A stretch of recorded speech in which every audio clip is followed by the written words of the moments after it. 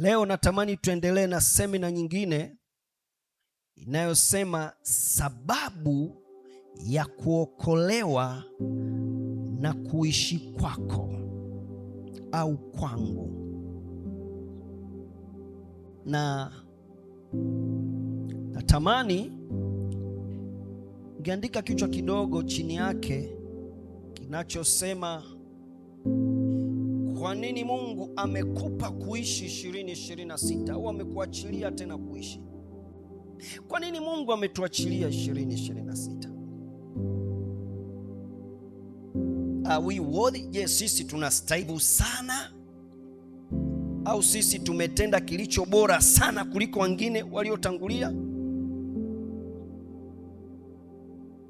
Tumeelewa na kanisa la Mungu tumesherehekea juzi hapo mwaka mpya, si ndio? Kanisa la Bwana akina Jaki na Yusufu akaturusha kweli kweli, lakini umeshajiuliza kwa nini Mungu amekuachilia tu ukaingia huo mwaka? Haleluya, watakatifu wa Bwana. Ni kweli Mungu ametuokoa, lakini kuna jambo la pili, Mungu ametuachilia tuishi. Kwa nini Mungu ametuachilia tu? Ngoja nitangulie kusema hili, watakatifu wa Bwana. Siku zote Mungu ndiye anayeshika maisha au uhai wa mwanadamu, na huyu Mungu yeye ameuweka ndani yako, ndani yangu, ana makusudi nao. Kama tumeelewa na watakatifu wa Bwana, ana makusudi nao, na kwa sababu ameamua kuachilia kwako, that means ana makusudi na wewe. Si mnafahamu ni Mungu ndio anayetupa kuishi. Ezekiel anasema Mungu ndio determinant wa maisha yetu, yeye ndio hatima ya maisha yetu. Kama tuko pamoja, kanisa la Bwana. Kwa nini Mungu ameachilia kwako na ameamua kuchukua mwingine akaachilia kwako? Yeye ameweka huo uhai ndani yako, ndani yangu, ana makusudi nao, and that means ana makusudi na mimi, ana makusudi na wewe. Jamani, tunaenda pamoja, watakatifu wa Bwana. Now, jambo gumu linalotatiza hapa ni wanadamu kufeli kuelewa nini kusudi la Mungu kuniachilia uzima huu, kuachilia uhai huu.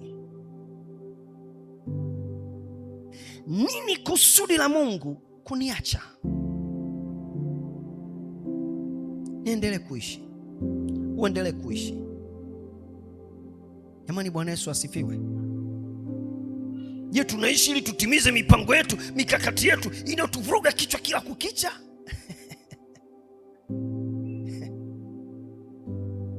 Jamani, Mungu atusaidie sana.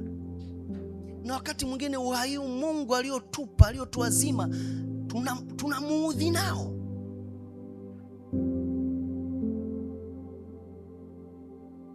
Unajua ni kosa la jinai, unaacha jambo la Mungu alafu unaenda kwenye jambo la kijinga kabisa. Sawa jamani? Yes, it doesn't matter hata kama linakuburudisha wewe, lakini as long as umeamua kuua la Mungu kwa ajili ya hilo, tayari umeshamkosea Mungu.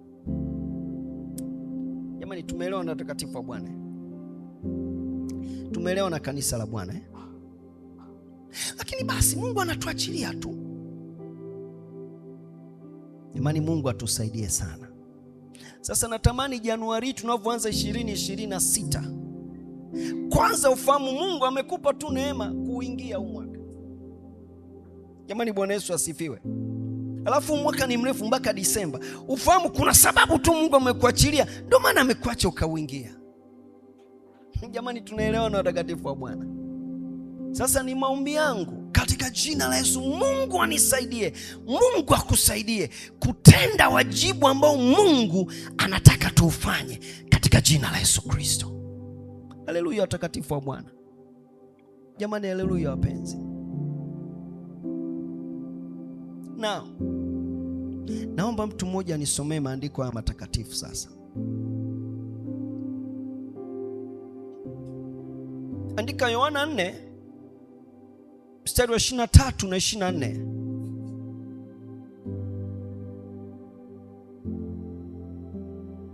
Na Kutoka 5 mstari wa 1 mpaka wa 3, alafu utakimbia tu mstari wa 9. Kwa nini Mungu ameacha tuishi? Why?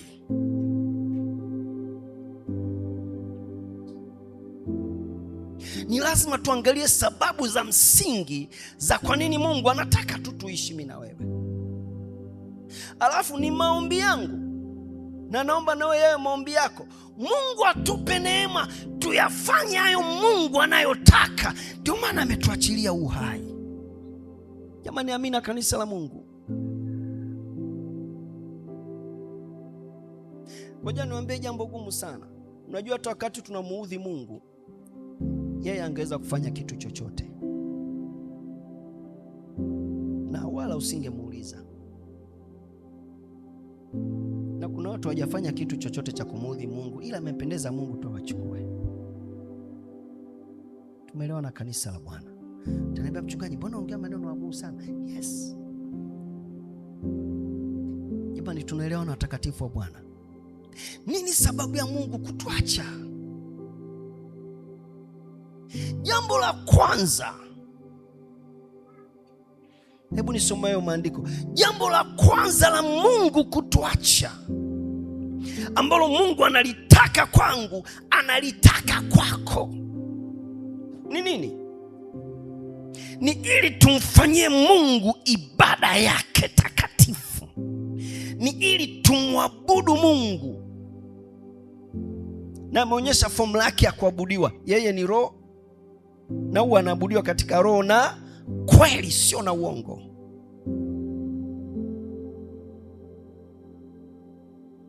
Na anayeabudu kwa mtindo huo, ndio ule mstari wa 23 unamdefine. Huyu ndio muabuduo halisi. Jamani, tumeelewa na watakatifu wa Bwana? Huyu anayeabudu katika roho na kweli juu yake mstari wa 23 ndio umemdefine. Huyu ndio muabuduo halisi. Sasa kuna neno gumu linaniumiza pale. Naomba nisomee mstari wa 24 sasa. Biblia inasema wa 23, mstari wa 23. Lakini saa inakuja, nayo sasa ipo. Hiyo saa tayari ipo, ambayo waabuduo halisi, unasikia, watamwabudu Baba katika roho na kweli. Kwa maana hilo ndio linaonitesa. Kwa maana, emsema kwa maana. Kwa maana. Kwa maana. Kwa maana. Kwa maana Baba awatafuta watu kama hao. Hebu sema kwa maana Baba. Kwa maana Baba awatafuta watu kama hao. Kama hao. Wanaofanya nini? Wamwabudu. Asante. Siku zote tulishajifunza watakatifu wa Bwana, usiwe na jicho la kidunia. Hebu tafuta sana jicho la kimbingu. Jamani, Bwana Yesu asifiwe. Jamani, Bwana Yesu asifiwe. Umeona shida inayozaliwa hapo? Sawa, Mimi naomba niwaulize, kwani hakuna wanaofanya ibada dunia hii?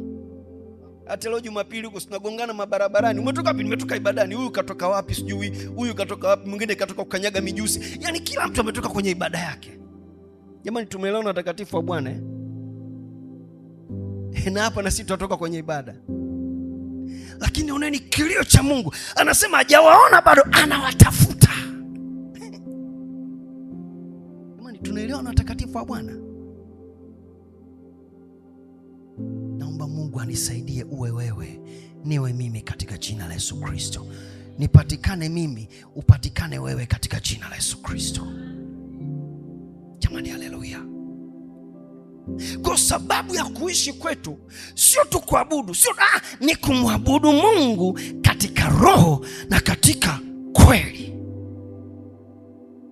Na hichi ndicho Mungu anachokitafuta. Na kwa taarifa yako, hichi ndicho shetani anachokipiga vita usiku na mchana, kisiwepo kwako. Nimekupa maneno ya kitabu cha Kutoka, sawa hiyo Kutoka, ukisoma sura 4 Mungu anamtuma, sura 3 Mungu anamtokea Musa kwenye kijiti kinawaka afu akiteketei, alafu anamtuma. Sura 4 Musa anatokelezea kwa Haruni na anamueleza mipango mzima, anawakusanya wazee, anasema sasa jamani, namuendea Farao. Sura ya 5 ndio anamuendea Farao. Tumeelewana watakatifu wa Bwana Alivyomwendea Farao akamwambia, mzee, Mungu wa Waebrania anataka utupe ruhusa tukamfanyia ibada. Nasema, mchungaji, mbona pale imeandikwa sikukuu? Sio sikukuu ya birthday wala kitchen party. Someni ya Kiingereza nasema feast. Feast ni sherehe za ibada. Kwa kifupi kumfanyia ibada, na imekuwa define kule chini, wakamtolee Mungu dhabihu. Jamani, tumeelewana watakatifu wa Bwana Jamani, tumeelewana watakatifu wa Bwana? Kwa sababu ukafikiri Mungu alitaka sikukuu za birthday. Are we together? Alichokitaka Mungu ni ibada. Na kwa sababu ibada tu ilivyotamkwa kwa Farao. Someni pale mstari wa ngapi? Ndio shida ilianza. Hebu naomba nisome mstari wa 9, anasemaje? Kuna vituko ambavyo ndio vingi watu wamefungwa hapo. Mstari wa Kutoka sura 5 mstari wa 9, Biblia inasema, wapeni watu hao kazi nzito zaidi. Yani ibada ilipotamkwa, Farao akakasirika, akasema haiwezekani tena, akawatuma wale manyapara wake, akasema waongezeni hawa kazi nzito zaidi, nyinyi kina Musa ondokeni hapa. Someni sasa mstari wa 9, ndo anamalizia hapo, anasemaje? Wapeni watu, waongezeni watu kazi zaidi, hao kazi nzito zaidi, kazi nzito zaidi, waitabikie. Unasikia? Wala wasiangalie maneno ya uongo, wala wasiangalie maneno ya Musa kwenda kwenye ibada. Kinachotabisha watu, hata Jumapili mtu anakutoka kwenye ibada tu, yani anawaza tu ni nini? Adui kashamuongezea kazi zito. Uliza jirani yako, muongezewa nini kizito?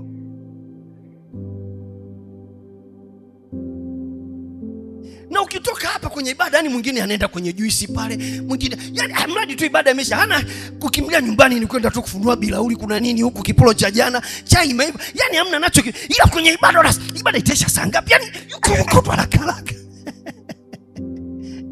ila akifika nyumbani hizo haraka zote hamna. Nini? Ibada inapigwa vita na shetani. Kwa utagundua shetani kakuongezea liuzito. Ndio maana kwenye ibada unakuta mtu anasinzia. Tumeelewana jamani? Ila akitoka kwenye TV asinzia, hata ataangalia mpaka saa 9 usiku asinzia. Na wewe ni shahidi, hata sebleni kwako pale, weka litamthilia tu, macho haya, funga tu jamani, tufanye ibada. Unaona pale pale unaanza kuzimika. Nini? Ibada inapigwa vita. Kwa nini? Shetani hataki kukuachia ibada. Lakini naomba nikwambie, kusudi la kuishi kwako ni ili umfanyie Mungu ibada. Jamani, are we together? Watakatifu, tuko pamoja. Hata tumekuwa kwenye maombi hapa, lakini jana watu hawajaja. Walikuwa wapi? Jana nilisikia kuna timu ilicheza na juzi, alafu sijui zilishinda au zilifungwa.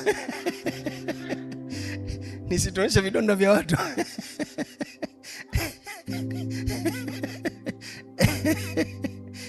Nisitoneshe vidonda vya watu. Lakini dakika zote mtu yuko kwenye ibada, hayuko.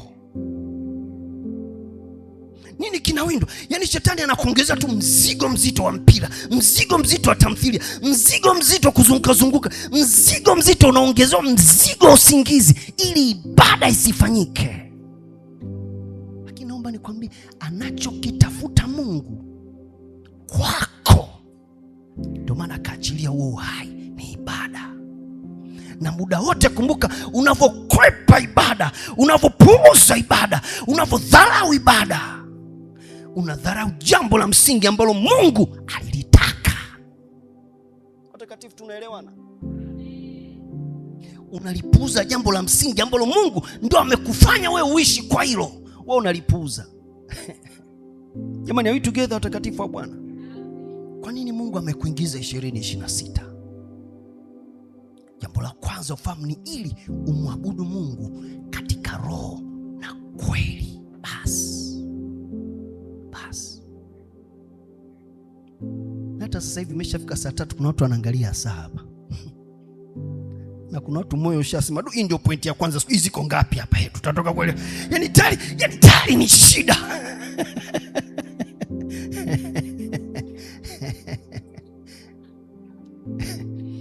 Ila kwenye mpira dakika zikiongezwa wana shida. Ongezeni kabisa tupate maamuzi sahihi. Ila kwenye ibada dakika ikiongezeka tayari unaona sasa wana hekima. Kwenye mpira wana hekima, ila ibada ikizidi hawana hekima. Jamani, Mungu aturehemu sana, watakatifu wa Bwana. Naomba nikwambie sababu ya kuishi kwako, sababu ya Mungu kukupendelea ukaingia 2026. Ufahamu the foremost, cha kwanza cha msingi ni kumfanyia Mungu ibada yake. Basi jamani, haleluya, watakatifu wa Bwana. Muulize jirani yako, umekwepa ibada ngapi? Siku moja Yesu, hiyo Mathayo 4 mstari wa 10, unafahamu conversation ya Yesu na shetani, si ndio? Lakini mwisho wa siku shetani alikuwa anampanga Yesu ili nini? Amwabudu yeye. Akasema, mzee, ukinisujudia tu, ukiniabudu, yani atoke kumwabudu Mungu, amwabudu shetani. Ndicho shetani, yani hivi viburudisho vyote unavyowekewa wewe vinavyokuwa ibada, lengo siku moja shetani akutumbukize tu mwabudu yeye. Na usipomwabudu yeye moja kwa moja utaabudu vitu vyake. Sawa jamani? Ndio maana sasa hivi hata ikitokea kuna nchi kombe la dunia linachezwa asubuhi, kuna watu hata kuja kanisani. Basi. Na naomba niwaambie, ukiona dunia viburudisho vimezidi, ujue ndio mpasuko mbaya na maangamizi ya dunia yamekaribia. Someni historia za Olympics, mtaelewa haya. Jamani, tumeelewa na watakatifu wa Bwana? Someni historia za Olympic, haya ndio mtaelewa. Na hata neno lenyewe Olympic ujui limetokea mpaka likiitwa Olympic. Wewe unashangilia tu. Ibada viburudisho kuzidi duniani. Basi Mungu aturehemu, kanisa la Bwana. Narudia tena, sababu ya kuishi kwako, ya kuishi kwangu ni ili nini? Ni ili nini? Ni ili nini, watakatifu? Sura ya 15 Mathayo, Yesu alitoa komenti ngumu sana. Alisema watu hawa wananiheshimu kwa nini? Kwa midomo yao, lakini nini viko mbali nami? Mioyo iko mbali nami. Ibada inavyoibwa. Unaweza kukuta mtu mko naye hapa tu, yani kumbe alishasafiri, yuko nyumbani anawaza sasa hivi anachemsha vitumbua, yani yuko, ila mko naye tu hapa. Mko naye tu hapa. Yani kashafika sokoni anachambua nyanya, ila nyinyi mko naye tu hapa. Moyo uko mbali. Kinywa kiko hapa, bariki amen, bariki amen. Moyo unachagua vitunguu kule sokoni. Tumeelewa na watakatifu wa Bwana? Kinywa kiko hapa, Yesu asifiwe, amen. Moyo uko kwenye UEFA. Moyo uko kwenye tamthilia. Jinsi ibada zinavyoibwa. Jamani, Mungu aturehemu sana. Mungu aturehemu sana, kanisa la Bwana. Wangapi tuko pamoja? Na wengine mioyo inaenda mbali kukosoa tu, yule naye anachezaje? Ila anaimba kabisa, Mungu asifiwe, amen, milele na milele, amen. Huyu naye anarukaje? Huyu eleni yake haijampendeza. Huyu hata hajasuka vizuri. Huyu leo hajapaka. Yani moyo unamwangaisha tu. Unajua Mungu aturehemu sana, watakatifu wa Bwana, ibada zinavyoibwa. Lakini sababu ya kuishi kwako ya kwanza kumfanyia Mungu ibada. Someni kule mbinguni, wale watu usiku na mchana wanamwabudu Bwana. Jamani, haleluya kanisa la Bwana. Mimi na dakika 2 tumeshachoka. Wale jamaa wanamwabudu Bwana usiku na mchana, wakimwambia Mungu astahili. Jamani, haleluya kanisa. Wanajua chanzo cha uhai wao ni nini? Ni ili kumwabudu Bwana. Hao ndio Mungu anawatafuta. Jamani, tuko pamoja. Wateule, tuko pamoja. Natamani uwe wewe upatikane, natamani niwe mimi nipatikane katika jina la Yesu Kristo. Saidie kusema amen kanisa. Na ukiona roho chafu inakuingia kukwepa ibada, kuweka visingizio usio ibadani, yani ufahamu shetani ameshamuingia huyo mtu ili amdetach na Mungu. Hilo ndiko tulifahamu. Yani ajalishi ni sababu gani ya muhimu uliona. Ukishaona inakutoa tu kwenye msingi wako wa ibada kwa Mungu, ufahamu tayari shetani ameshaingia hapo kukudetach, kukukatisha na Mungu wako, kukuondoa na Mungu wako. Kwa sababu ya kuishi kwako ili umfanyie Mungu ibada sio hicho unachokifanya, sio hichi ninachokifanya. Are we together kanisa la Mungu? Sababu ya pili, nitakupa 3 tu au 2. Sababu ya pili ni ili, naomba mtu anisomee maneno haya. Maneno ni magumu sana. Ni ili tumzalie Mungu matunda ya Roho.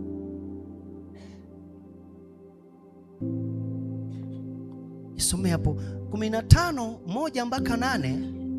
Hebu soma hapo. Inazungumza kwa habari ya mzabibu, si ndio jamani? Nisome hapo. Alafu anasema tawi lisilokaa ndani yangu, au fungua Luka tu pale. Hii Yohana 15:1-8 mnafahamu. Yesu anasema yeye ni mzabibu, si ndio? Baba ni mkulima, si ndio? Alafu sisi ni nini? Matawi. Alafu anasema mtu akae ndani yangu huyo uzaa sana, ila tawi lisilokaa ndani yangu linafanywa nini? Linakatwa, alafu linatupwa motoni. Kwa sababu ya wewe kuishi na mimi kuishi ni ili tumzalie Mungu matunda. Jamani, Bwana Yesu asifiwe. Amen.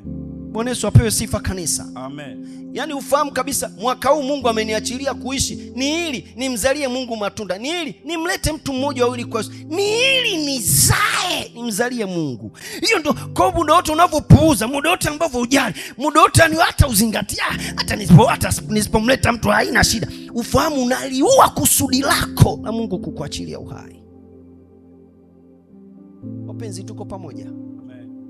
Jamani, tuko pamoja watakatifu wa Bwana. Na maneno haya naomba myarekodi vizuri ili watu wazidi kuyakumbuka haya. Jamani, amina kanisa. Amen. Sababu ya pili ya mimi nawe kuishi duniani ni ili tumzalie Mungu matunda. Yeye ni mzabibu, sisi ni matawi, na tusipozaa tunakatwa.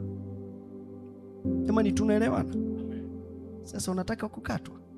Nataka kukatwa mimi? Hapana. Nataka nitupe motoni? Hapana. Unataka kutupa motoni?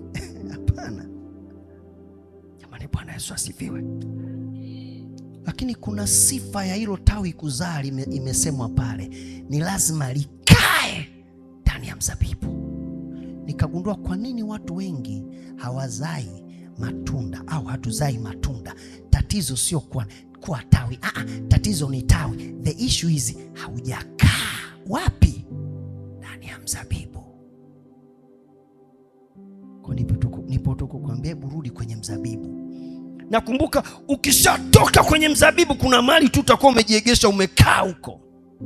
Jamani, tumeelewana watakatifu wa Bwana? Amen. Kwa naomba tu nikurudishe, rudi kwenye mzabibu, ukakae ndani ya mzabibu ili uweze kuzaa. Jina la Bwana libarikiwe sana. Kwa lugha nyingine, rudi tu nyumbani mwa Bwana. Kwa lugha nyingine, rudi tu kwa Mungu wako ili uweze kumzalia Mungu matunda. Jamani, haleluya kanisa la Bwana. Naomba nisome ile 13. Anasemaje? Hii ya 13 ndio inaniumiza kweli moyo. Anasemaje pale? Biblia inasema, akanena mfano huu. Mtu mmoja alikuwa na mtini umepandwa katika shamba lake la mizabibu. Akaenda akitafuta matunda juu yake asipate. Unasikia wapenzi? Mstari wa 7. Akamwambia mtunzaji wa shamba la mizabibu, tazama, miaka 3 hii naja nikitafuta matunda juu ya mtini huu, nisipate kitu. Ukate, mbona hata nchi unaiharibu? Basi utaendelea pale chini. Bwana akabembeza tu, wachache tu. Kwa kuna watu kumbe tumebeuza Mungu. Mungu anatuachacha tu. Now, listen carefully this word. Sikilizeni maneno haya takatifu. Hili ni shamba la nini? Unaona, hatujakusikia mtu wa Mungu. Au nikuulize hapa, umegundua ina ngapi?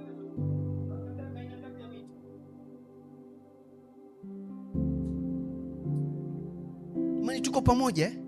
Kwa hiyo shamba ni la mzabibu, ila katikati kuna kamtini tu kalipata upendeleo tu fulani, lakini akakustahili.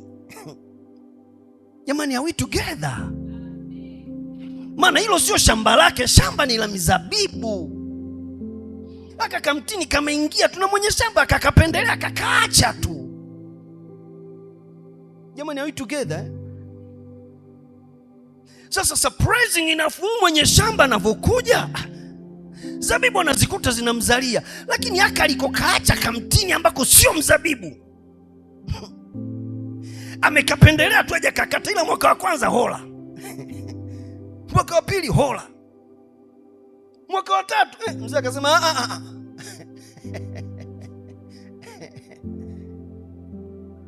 Jamani, naomba niwaambie, mfano unaweza ukalenga mambo mawili. Jambo la kwanza, kuokolewa kwetu. Sawa Jamani, tumeelewana watakatifu wa Bwana Sisi mimi na wewe tumeokolewa kati ya wengi. Basi. Kwa ni upendeleo tu wa Mungu. Lakini sababu ya pili ambayo ndio iko moja kwa moja hiyo. Kumbuka katika wokovu huu kuna watu, sawa jamani, wenye sifa zao. Kuna watu wenye hiki chao. Kuna watu wamependelewa kile na kile. Alafu kwa neema ya Mungu katika hao, wewe Mungu akakupendelea tu kwa kitu fulani kimoja tu, ili hicho umzalie nacho matunda. Jamani, tumeelewana watakatifu wa Bwana? Pengine kuna karama, pengine kuna huduma, pengine kuna kipawa, pengine kuna kipaji. Mungu amekupendelea hicho tu, ila uko katika kundi la watu wenye sifa zaidi yako wewe ulionayo. Jamani, tumeelewana watakatifu wa Bwana? Sasa uko katika tu kama mtini, lakini ile yote ni mizabibu, ina sifa ya uzabibu. Wewe una sifa ya uzabibu, wewe ni mtini, ila akakupendelea tu kakuweka katikati humo. Na anachotaka alichokuweka huko ni ili umzalie basi. Ili siku moja hata akijisikia lusi namna zabibu, nipate tu katini kangu kamoja akukute upo umemzalia. Jamani, tumeelewana watakatifu wa Bwana? Kwa lugha nyingine, ufahamu kuishi kwako kati ya wengi ni upendeleo.